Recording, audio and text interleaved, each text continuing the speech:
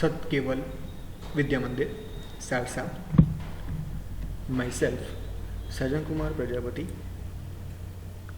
from Satkeval Vidya Mandir, Sarsa. Class 11 Science, Subject Physics, Unit number 6, Topic Example, Part number 1, Part number 2, sorry. મિત્રો, આપણે અગાઉના સેશનની અંદર example વિશે ચર્ચા શરૂઆત કરી દીધી છે. આજે અગાઉના બીજા એક્ઝામ્પલ વિશે વાત કરીશું. આપણે લાસ્ટ ટાઈમ આપેલા આ પ્રશ્નના બે ઇક્વેશન સોલ્વ કર્યા છે, એટલે કે બે વિશે માહિતી મેળવી છે. હવે ત્રીજા અને ચોથા વિશે માહિતી મેળવી લઈએ. ચલો તો શરૂઆત કરીશું. મિત્રો, આપણને ત્રીજા નંબરમાં કીધું છે કે વધુ કણ ધરાવતા તંત્રના કોઈ તંત્ર છે એમાં કણ એક કરતાં વધારે છે, એટલે વધારે છે એવું ધારી લઈએ. એમાં કુલ વેગમાન જે થશે એ વેગમાન દર ફેરફારનો દર જે છે એ વેગમાનના ફેરફારનો દર એટલે શું, ડેલ્ટા પી અથવા ડીપી, તે બાહ્ય બળ અથવા તંત્ર એટલે કે બાહ્ય બળ જે આપણે આપીશું અથવા તંત્ર પર લાગતું હશે એના આંતરિક બળના એટલે કે બાહ્ય બળના અથવા તંત્રના આંતરિક બળના, એ બાહ્ય હોય કાં તો આંતરિક હોય, એ બળના સરવાળાના સમપ્રમાણમાં હોય. Delta P is પ્રપોઝનલ to delta F આપણને એવું કીધું છે. તો સાચો વિકલ્પ કયો હશે કે બાહ્ય બળના સરવાળાને સ્વતંત્ર હોય છે, સમપ્રમાણમાં હોય છે, કે આંતરિક બળના સરવાળાને સમપ્રમાણમાં હોય છે. મિત્રો, આપણે જાણીએ છીએ કે વધુ કણ ધરાવતું તંત્ર હોય એનું કુલ વેગમાનનો ફેરફારનો દર હોય એ ફેરફારનો દર માત્ર ને માત્ર બાહ્ય બળના સમપ્રમાણમાં જ હોય, કારણ કે આંતરિક બળો તંત્રના કુલ અથવા પરિણામી વેગમાનનો ફેરફાર કરી શકે નહીં. બરાબર, તો અફર હોય છે. તંત્ર પરના આંતરિક બળનું પરિણામી બળ કેવું હોય, શૂન્ય હોય. યસ, અમે કીધું એમ અફર હોય છે. બરાબર, ધેટ મીન્સ કે અહીંયા વધુ કણ ધરાવતા તંત્રના કુલ વેગમાં થતો ફેરફારનો દર એ માત્ર ને માત્ર બાહ્ય બળના જ સમપ્રમાણમાં જોવા મળે. તો અહીંયા સાચું કોણ છે, બાહ્ય બળ. That means delta P is equal to 0 હોય તેથી પી અચળ જ રહે, માટે ફેરફાર થાય નહીં. રાઈટ, તો આ ત્રીજા નંબરનો ક્વેશ્ચન જે છે ઇઝી છે. હા, પણ આપણને આવો આઈડિયા આપવો જોઈએ. નેક્સ્ટ નંબર 4 ઉપર જઈશું કે નેક્સ્ટ નંબર 4 ની અંદર આપણને પ્રશ્નમાં કીધું છે કે બે પદાર્થોની અસ્થિતિસ્થાપક અથડામણ. બરાબર છે કે બે પદાર્થો છે અને એમની અસ્થિતિસ્થાપક અથડામણ છે, એની અંદરના જે રાશિઓ અથડામણ પછી બદલાતી નથી. એટલે કે બે પદાર્થોની જ્યારે અથડામણ કરવામાં આવે જે કેવી છે, અસ્થિતિસ્થાપક છે. અસ્થિતિસ્થાપક એટલે શું કે જેની પ્રારંભમાં અને અંતિમ ગતિ ઉર્જામાં ફેરફાર થતો ના હોય, ફેરફાર થાય. હવે આવી રાશિઓ અથડામણ પછી બદલાતી નથી, તો તે કુલ ગતિ ઉર્જા કાં તો કુલ રેખીય વેગમાન અથવા તો બે પદાર્થો વડે બંધાતા તંત્રની કુલ ઉર્જા છે. મિત્રો, જ્યારે બે પદાર્થોની જ્યારે અસ્થિતિસ્થાપક અથડામણ કરવામાં આવે તો જે રાશિઓ ના બદલાય એ રાશિઓમાં માત્ર ને માત્ર એટલે કે કોઈ રાશિ બદલાતી નથી, તો તે કુલ ગતિ ઉર્જા કે કુલ રેખીય વેગમાન અથવા તો બે પદાર્થો વડે બંધાતા તંત્રની કુલ ઉર્જા બતાવે છે. રાઈટ, આ ટોપિક આપણે અગાઉના થિયરીમાં સેક્શનમાં ચર્ચા કરી નથી, માટે આપણે આને અત્યારે એને કન્ટ્રીબ્યુશનમાં ગણતા નથી, ખાલી માત્ર તમારે જોવાનું છે ડી ઓપ્શનને. રાઈટ, તો આજે આ ચાર ઓપ્શન, આ ક્વેશ્ચનના જે ચાર પ્રશ્નોમાં છે એમાંથી 3 પ્રશ્નો આપણે જે પડ્યા એ તમારે બરાબર ધ્યાન આપીને જોઈ લેવાના છે. એકવાર રિપીટેશન કરી દો અને એને નોટ ડાઉન કરવાના રહેશે. ચલો આગળ જઈએ નેક્સ્ટ ટોપિક ઉપર, નેક્સ્ટ પ્રશ્ન ઉપર. કે નેક્સ્ટ પ્રશ્ન જે છે એમાં આપણને ક્વેશ્ચન આ મુજબ કહેલો છે કે આપેલું વિધાન સાચું છે કે ખોટું છે તે દર્શાવો. એટલે આપણને એક વિધાન આપ્યું છે, એ વિધાન સાચું છે કે ખોટું એ આપણે બતાવવાનું છે, અને એ બતાવવા માટે આપણે કોઈ પર્ટિક્યુલર કારણ પણ કહેવાનું છે. હવે આપેલા વિધાન સાચું ખોટું બતાવવા માટે આપણને અહીંયા અલગ અલગ 4 પ્રશ્ન આપેલા છે. એમાં પહેલો પ્રશ્ન જે છે કે બે પદાર્થોની સ્થિતિસ્થાપક અથડામણની વાત કરીએ. હવે આપણે અગાઉ જ કીધું કે આપણે સ્થિતિસ્થાપક અથડામણની આપણે ક્લિયરિટી અહીંયા કરી નથી, માટે આપણા સેશનને હમણાં આપણે આને આ સેશનમાં લેતા નથી, અને અત્યારે સ્કીપ કરીએ છીએ. નેક્સ્ટ ક્વેશ્ચન ઉપર જઈશું કે નેક્સ્ટ ક્વેશ્ચન આપણને અહીંયા આગળ એવું કીધેલું છે કે પ્રારંભમાં એક પદાર્થ સ્થિર છે. એક પદાર્થ છે જે પ્રારંભમાં કેવો છે, સ્થિર છે. તે એક પરિમાણમાં અચળ પ્રવેગથી ગતિ શરૂ કરે છે. એટલે કે એક પદાર્થ છે જે એની સ્થિર અવસ્થામાં છે અને એક પરિમાણની અંદર અચળ પ્રવેગથી ગતિ શરૂ કરે છે. તો સ્મોલ ટી સમયે તેને મળતો પાવર એ કોના સમપ્રમાણમાં હશે. એટલે કે કોઈ સમય છે એને આપણે કેટલો છે આપણને ખબર નથી, આપણને ટી સમય ધારી લઈએ છીએ. આ ટી સમયની અંદર તેને મળતો પાવર હશે એ કોના સમપ્રમાણમાં હશે એ આપણે લાવવાનું છે. તો એના માટે આપણને અલગ અલગ અહીંયા 4 ઓપ્શન આપેલા છે. Number 1 t⁻², number 2 t, number 3 t⁻3/2, number 4 T square. હવે આ ચાર ઓપ્શનમાંથી કયો ઓપ્શન સાચો છે આપણે લાવવા માટે આપણે અહીંયા સોલ્યુશન આપવું પડશે. હવે જાણીએ છીએ પાવરની વાત કરીએ છીએ. પાવર પી બરાબર ચલો વ્યાખ્યા શું છે પાવરની? W/T એકમ સમયમાં થતા અથવા એકમ સાથે થયેલું કાર્ય, એકમ સમયમાં થયેલું પદાર્થે કાર્ય અથવા કરેલું કાર્ય એને શું કહેવાય? પાવર કહેવાય. તો આપણે એ સમીકરણનો આપણે ઉપયોગ કરી આપણે શું કહી શકીએ? તેના પછી આપણને એક નવું સમીકરણ મળતું હતું યાદ હોય તો P બરાબર F ઇન્ટુ વી, કારણ કે એ પદાર્થ ગતિ કર્યો છે, ગતિ જ્યારે જ કરે આપણે બળ લગાવીએ એટલે આપણે એવા સમીકરણનો ઉપયોગ કરી જેમાં આપણે આને ઇઝીલી સોલ્વ કરી શકીશું. તો પાવર P બરાબર F ઇન્ટુ વી પરથી કરીએ તો પાવર P બરાબર F ઇન્ટુ વી મૂકેલું છે. ચલો F એમના એમ રાખીએ, વી એટલે કે વેગ અથવા ઝડપ. ચલો વેગનું એ વી બરાબર શું આવે? આપણે જાણીએ છીએ કે પ્રવેગ બરાબર શું? વેગ ભાગ્યા સમય પરથી. તો વી બરાબર શું લખીશું? A into T. હવે A ઇન્ટુ ટી છે તો એ જગ્યાએ શું લખી શકાય? F/m. ટી એમના એમ આપણે દળની અને એમની વાત કરવાની છે. તો F/m મૂકી દઈશું. વીની જગ્યાએ શું મળ્યું? તો વીની જગ્યાએ મને મળે છે F/m ઇન્ટુ ટી. તો વીની જગ્યાએ મૂકી દઈએ F/m ઇન્ટુ ટી. ચલો આગળ જતા F ઇન્ટુ F એટલે F સ્ક્વેર છેદમાં m એમના m, right, into m into T. ચલો હવે જો આ સમીકરણમાં તમને થોડું કન્ફ્યુઝન થાય કે સર અહીંયા m તો એક જ છે તો સ્ક્વેર કેમ ન? તો જુઓ m વડે ગુણ્યા છે અને m વડે ભાગ્યા છે એટલે આપણે F/m આખાનો સ્ક્વેર કર્યો છે ઇન્ટુ m વડે મલ્ટીપ્લાય કર્યા ઇન્ટુ ટી એમના m જે આપણને ઉપર ઓલરેડી મળે છે. ચલો F/m ને શું કહેવાય? અગેન a કહેવાય. તો ચલો એને શું મૂકીશું? a સ્ક્વેર m એમના m ઇન્ટુ ટી, રાઈટ. તો આ સમીકરણ પછી આપણે શું મળ્યું? જો P પ્રપોઝનલ ટુ અહીં શું આવે છે? T આવે છે. તો જો T⁻1 મળતું નથી, T⁻3/2 મળતું નથી, કે T સ્ક્વેર પણ મળતો નથી. શું મળે છે? T. મતલબ કે અહીંયા આપણને કારણ કે m ને એ તો અચળ છે તો બાકી શું રહ્યું? T. તો P પ્રપોઝનલ ટુ T જોવા મળે છે. માટે અહીં ઓપ્શન નંબર 2 જે છે એ રાઈટ છે. Got it? ઓકે. ચલો હવે બીજો એક્ઝામ્પલ કરીએ. એક પદાર્થ અચળ પાવરના ઉદ્ગમથી અસર હેઠળ એક દિશામાં ગતિ કરે છે. આગળના જેવું જ છે. ટી સમયમાં તેનું સ્થાનાંતર કોના સમપ્રમાણમાં હશે? રાઈટ. હવે પ્રશ્ન એવો છે કે આગળના જેવું છે પરંતુ અહીંયા પણ શું કહ્યું છે? એક પદાર્થ અચળ પાવરના ઉદ્ગમની અસર હેઠળ ગતિ કરે છે. મતલબ પાવર આપેલો છે ને પાવર દ્વારા એ ગતિ કરી રહ્યો છે. પાવર એટલે એક પ્રકારની કાર્ય ઉર્જા, રાઈટ. તો આપણે જાણીએ છીએ પાવર માટે દરમિયાન થતું કાર્ય. જો આ બે શબ્દોનો ઉલ્લેખ થયો તો એક સમીકરણ લાવવું પડે તેવું સમીકરણ કહ્યું છે. આપણે જાણીએ છીએ W બરાબર P ઇન્ટુ ટી. પાવરની વ્યાખ્યા પરથી P બરાબર W/T. તો W બરાબર શું આવે? P into T. અગેન યાદ રાખો P બરાબર W/T પરથી લખ્યું છે. W બરાબર P ઇન્ટુ ટી. ચલો W બરાબર શું લખી શકાય? કાર્ય ઉર્જા પ્રમેય બરાબર 1/2 mv સ્ક્વેર, રાઈટ.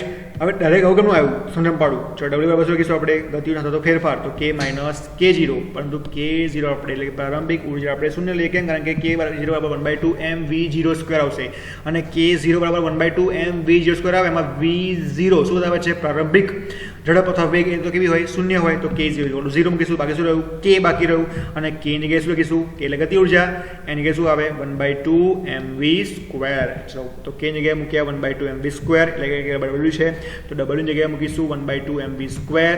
ચલો P એમના m રાખીએ છીએ, T ના T આપણે અહીંયા મૂકી દઈએ છીએ, રાઈટ. હવે અહીંયાથી હું વીને બનાવું છું સૂત્ર કરતા કારણ કે મારે લાવવાનું છે ધ્યાનથી આપો. એ મારે સ્થાનાંતર કોના સમપ્રમાણમાં છે એવું લાવવાનું છે. તો સ્થાનાંતર મને નજીકમાં નજીક કોણ આપી લઈએ? આપે વેગ v અંતર ભાગ્યા સમય પરથી મળી જાય. તો વેગ v બરાબર અંડર રૂટ શું મળશે? 2pt/m. આના પરથી લખ્યું છે સોલ્યુશન આપતા. તો v હવે શું આવે? dx/dt. એમના આ બાજુ એમના m, dt લઈ ગયા બધું ઉપર. તો dx બરાબર 2p/m. હવે મિત્રો ધ્યાન આપો t છે, t અંડર રૂટમાં છે ને t લખી શકાય T⁻1/2 ઇન્ટુ dt ઉપર કરતા રહે ને. ઓકે. હવે dx છે તો મારે સંકલન ડેરિવેટિવ કરવું હોય એમાં સંકલન કરવું પડે. તો x બરાબર ઇન્ટિગ્રેશન dx.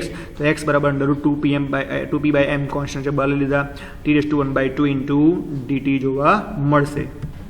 ચલો હવે આને x⁻1/2 હોય અથવા x⁻n હોય એનું સંકલન શું થાય? તો x⁻n+1/2 થાય તો 1/2. તો આપણે આના પછી શું લખી શકીએ? ઇઝ ઇક્વલ ટુ મને શું મળશે? એનો આન્સર મળશે ઇઝ ઇક્વલ ટુ અમારે આપણે આગળ સોલ્યુશન આપીએ તો આના ઉપરથી આપણે કહી શકીએ આનું શું મળશે? તો x⁻n બરાબર સંકલન x⁻n બરાબર સૂત્ર આવું છે લખી નાખજો યાદ ના રહે તો x⁻n શું હોય તો n+1 થાય તો +1 × 2 + 1 × 1 તો 3/2. તો t શું કહેવાય? 3/2. તો x ઇઝ પ્રપોઝનલ તો આપણે શું મળશે? આગળ 3/2 જોવા મળશે. તો એમાંથી કયું સાચું છે? યસ કે t⁻3/2. સંકલન ના હોત તો આપણને આન્સર મળે પણ સંકલન કરતાં આપણને શું મળશે? t⁻3/2 મળશે. 18 જગ્યાએ આપણે ચલો t⁻1/2 શું લખાય? તો t⁻1/2 બરાબર સંકલન શું થશે? t⁻² પ્લસ 1 એટલે 2 એકા 2 વત્તા 1 એટલે 3 ભાગ્યા 2 એટલે t⁻³ જોવા મળે છે. Okay, got it. તો એક્ઝામ્પલમાં આપણને આન્સર શું મળ્યો? t⁻³ જોવા મળશે. ચલો આગળ નેક્સ્ટ એક્ઝામ્પલ તરફ જઈએ કે એક પદાર્થ છે, આ પદાર્થની યામ પદ્ધતિ આપણને ZX પર આપેલી છે. હવે એના ઉપર ગતિ સીમિત રાખવા માટે આપણે F જેટલું બળ લગાવવું પડે છે, એટલે કે ZX પર સીમિત ગતિ થાય અને સીમિત ગતિ રાખવી એના માટે મને અહીંયા F જેટલું બળ લગાડવું એવું કહેવામાં આવેલું છે, જેનું મૂલ્ય મને અહીંયા કંઈક આટલું આપ્યું છે કે સદિશ F બરાબર -i કેપ વત્તા 2j કેપ વત્તા 3k કેપ ઇન્ટુ ન્યૂટન એ બળ છે. હવે અહીંયા i જે કે છે એનું ક્રમે x y અને z દિશાની અંદરના રહેલા એકમ સદિશો આપણે કહી શકીએ, આપણે આગળ ભણી ગયા છે. ન્યાય યાદ હોય તો જાઓ પાછાને યાદ કરી લો. આ પદાર્થને ZX પર હવે કહું શું છે કે આ પદાર્થ છે અને આપણે ZX પર હવે શું કરવું છે? 4 મીટર અંતર સુધી ગતિ કરાવી છે. તો 4 મીટર અંતર સુધી ગતિ કરાવી હોય તો મારે કેટલું કાર્ય કરવું? કેટલું બળ આપવું? તો આટલા બળ વડે મારે કેટલું કાર્ય થયું હશે? રાઈટ. તો સિમ્પલ છે, કાર્ય શોધવાનું છે. તો આપણને અંદર શું આપણને આપ્યું છે લખી નાખીએ. તો આપણને અહીં આગળ આપ્યું છે બળ, લખીશું F આપ્યું છે. પછી આપણને આપ્યું છે અંતર, લખીશું અંતર લખીશું d બરાબર 4 મીટર. શું ફાઇન કરવાનું છે? કાર્ય લખીશું w બરાબર ક્વેશ્ચન માર્ક. ચલો w ક્વેશ્ચન માર્ક શોધવાનો છે. F આપ્યું છે, d આપેલું છે. તો શું સૂત્ર આવે? સિમ્પલ, કાર્ય w બરાબર F ઇન્ટુ d ઉપરથી F ને આપણે મૂકી દઈએ. F આપણે આપે છે -1 વત્તા 2j વત્તા 3k. જો સિમ્પલ આપણને અહીંયા F આપ્યા હોત આપણે મલ્ટિપ્લિકેશનથી આપણે આન્સર લાવી શકીએ. આપણને થોડું ડિફિકલ્ટ છે, ચલો આપણી જશે. તો F ની જગ્યાએ આપણે પેલી જ આપી મૂકી દીધી. d આપણને આપ્યું છે 4 ઇન્ટુ k. હવે જો અમે k કેમ લખ્યો છે મિત્રો? જો કોઈ કહેશે, કોઈ કહી શકશે, કારણ કે જો અહીં શું કહ્યું છે ZX પર, તો 4 અંતર આપ્યું છે અને ક્યાં છે ZX પર માટે સદિશ કયો આવશે? k cap. કેમ? કારણ કે આપણે આગળ પણ સદિશના ફોર્મમાં લીધા છે, એકમ સદિશના ફોર્મમાં લખ્યા છે એટલા માટે. હવે ધ્યાન આપો, -i કેપ ઇન્ટુ 4k એટલે k ઇન્ટુ i શું થાય? Automatically 0. i cap into k cap તો 0 થાય, એટલે કે આ તો પેલું 0 થઈ ગયું. અગેન વત્તા 2j ઇન્ટુ 4k તો અગેન j ઇન્ટુ k એટલે 0, તો આ તો ગતું રહ્યું. બાકી રહ્યું 3k ઇન્ટુ k એટલે k ઇન્ટુ k તો 1 થાય અને 3 ઇન્ટુ 4 એટલે 12. તો શું હશે?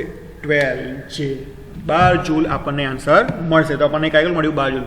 મિત્રો લખો, જ્યારે અલગ અલગ એકમ સદિશના ગુણાકાર કરવામાં આવે તો આન્સર 0 આવે અને સમાન એકમ સદિશોનો ગુણાકાર કરવામાં આવે તો આપણને આન્સર કેટલો મળે? 1 મળે. તો આપણને આન્સર કેટલો મળશે? 12 જૂલ જોવા મળે છે. ઇઝી છે. ચલો આવો એક્ઝામ્પલ સેમ લખવાનું છે, નોટ ડાઉન કરશો. ચલો આપણને બળ જ્યાં આપ્યું છે F એમાં લખો.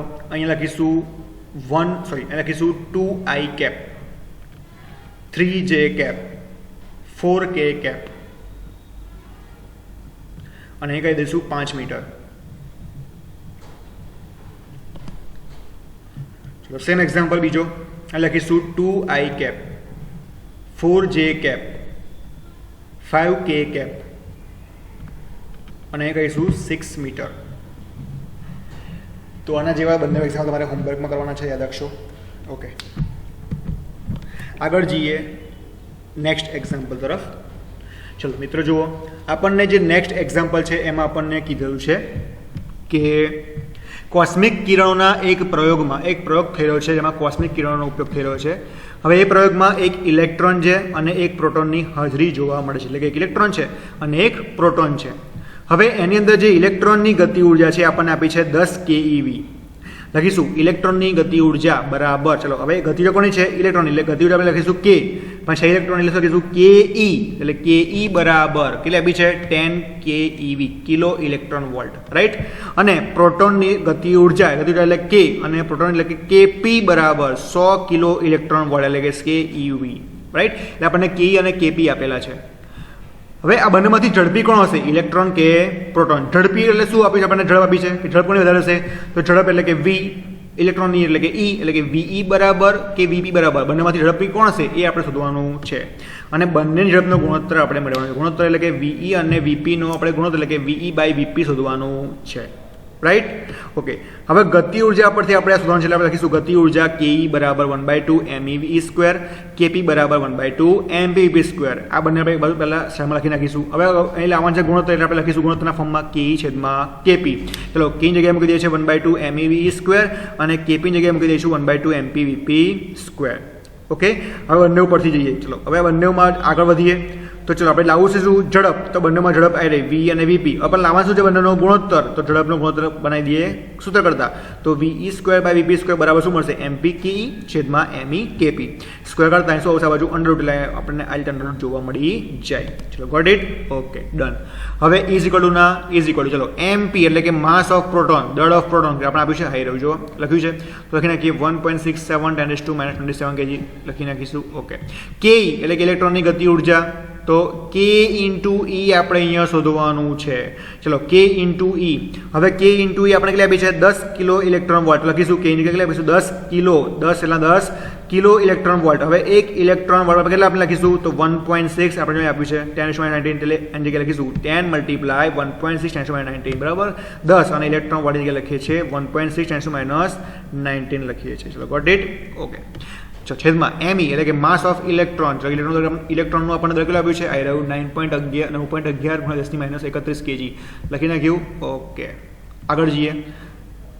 કેપી જે આપણને કેપી કેટલા આપ્યા છે 100 કિલો ઇલેક્ટ્રોન વોલ્ટ. 100 એમના મને 1 ઇલેક્ટ્રોન વોલ્ટ કેટલા લખવાના 1.6 10⁻19. આમાં યાદ રાખવાનું છે કે 1 ઇલેક્ટ્રોન વોલ્ટ બરાબર 1.6 19 જૂલ. ઓકે સોલ્યુશન આપીશું આપણને ક્યાંક જોવા મળશે 16.7 ભાગ્યા 9.11 10⁻2.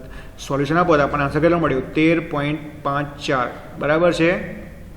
તો વીઈ બાય વીપી એ આપણને કેવું મળ્યું, એક કરતાં વધારે મળ્યું છે, રાઈટ. મતલબ કે આપણે શોધવાનું શું કે બંનેમાંથી આપણને ગુણોત્તર આટલો મળ્યો, એ તો ફાઇન થઈ ગયું, પણ બંનેમાંથી ઝડપી કોણ છે, તો વીઈ આને ઉપર લઈ જાય તો વીઈ is equal to 1 into VP એવું થશે. મતલબ કે વીપી કરતાં વી ઝડપી છે એવું સાબિત થઈ ગયું. તો અહીંયા શું લખીશું ઇલેક્ટ્રોન જે છે એ અહીંયા ઝડપી જોવા મળે છે. ઓકે તો આજના સેશનમાં આપણે આજે એક્ઝામ્પલ વાત કરી એમાં તમને ખ્યાલ આવ્યો હશે. ચલો આનો જો બીજો એક્ઝામ્પલ તમારે હોમવર્કમાં કરવાનો છે, લખીશું ઇલેક્ટ્રોનની ગતિ જો આપણે જ્યાં 10 આપી છે એને લખીશું 20 કિલો ઇલેક્ટ્રોન વોલ્ટ. જ્યાં 100 કેઈવી પ્રોટોનની આપણને આપી છે ગતિ ઉર્જા એને લખીશું 200 કેઈવી. અને આવો સેમ એક્ઝામ્પલ આપણે હોમવર્કમાં કરવાનો છે, રાઈટ. બીજો લખો ઇલેક્ટ્રોનની ગતિ ઉર્જા લખીશું 25 કિલો ઇલેક્ટ્રોન વોલ્ટ 25 કેઈવી, અને પ્રોટોનની ગતિ ઉર્જા લખીશું આપણે 225 કેઈવી. બાકી બધી વેલ્યુ સેમ રહેશે કારણ કે તો અટર વેલ્યુ છે અને તમારે આ વસ્તુ શોધવાની છે. ઓકે તો ચલો આજનો સેશન આપણે સમાપ્ત કરીએ છીએ. આશા રાખીશું કે આજના સેશનમાં આપ સૌને એક્ઝામ્પલમાં ખબર પડી હશે, મજા આવી હશે અને એન્જોય કર્યું હશે એવી આશા. હવે આવેના સાથે નવા ટોપિક સાથે ફરી એકવાર ફરી મળીશું. ત્યાં સુધી જય હિન્દ, જય Bharat. Thank you very much.